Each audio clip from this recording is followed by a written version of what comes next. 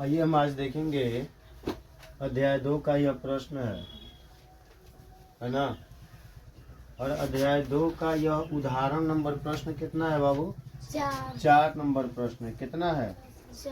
4 number यह प्रश्न है। उदाहरण 2 का यह 4 नंबर प्रश्न है।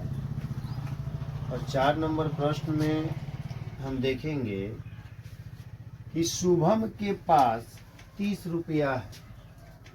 शुभम के पास 30 रुपया है। शकीला के पास शुभम के रुपयों का 1/5 है, तो शकीला के पास कितने रुपए हैं? शकीला के पास कितने रुपये हैं? यानी कह रहे कि कोई लड़की है शुभम नाम की, जिसके पास 30 रुपया है। कितना बाबू? 30 रुपया है। शुभम नाम की लड़की है जिसके पास रुपयों की संख्या जो है, यानी उसके पास रुपया है कितना? 30 रुपया है। लेकिन एक और लड़की है जिसका नाम शकीला है, तो शकीला के पास रुपया है। यह प्रश्न कह रहा है कि शुभम यानी शकीला के पास शुभम के रुपयों का 1/5 है। यानी जितना शुभम के पास रुपया है उसका 1/5 शकीला के पास रुपया है। शकीला के पास रुपया है किसके? तो शुभम के 1/5।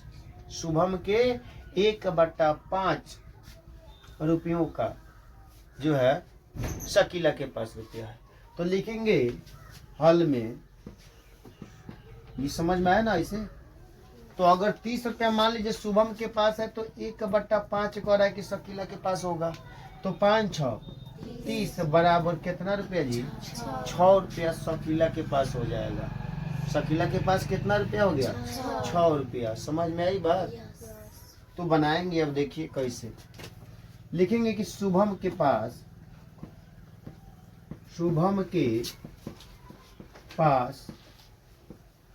रुपयों की संख्या लिख देंगे सिर्फ कि शुभम के पास रुपया बराबर। ज्यादा लैंग्वेज लिखने की आवश्यकता, जितनी शॉर्ट होगा ठीक रहेगा, बेहतर है। शुभम के पास कितना रुपया जी? 30 रुपया है। लेकिन कह रहा है कि शकीला के पास जो रुपया है वह शुभम के रुपयों का 1/5 है। अर्थात हम कह सकते हैं अर्थात शकीला के पास रुपया बराबर क्या हो जाएगा? यानी शुभम के रुपये का 1/5 हो जाएगा। शुभम के रुपये का 1/5 हो जाएगा। शुभम के रुपये का 1/5 हो जाएगा। मतलब शुभम के पास मान लीजिए 30 गो रुपया था और उसका कह रहा है कि शकीला के पास इसके रुपये का 1/5 रुपया है। 1/5 तो 5 6 30 बराबर कितना रुपया? कितना रुपया जी? 6 रुपया किसके पास होगा? शकीला के पास रुपया होगा। देखिए तो इसका 5वां हिस्सा है कि नहीं उसके पास? यानी उसके पास 30 है तो इसके पास 6 6 5 30 है कि नहीं? उतना रुपया आई बात समझ में?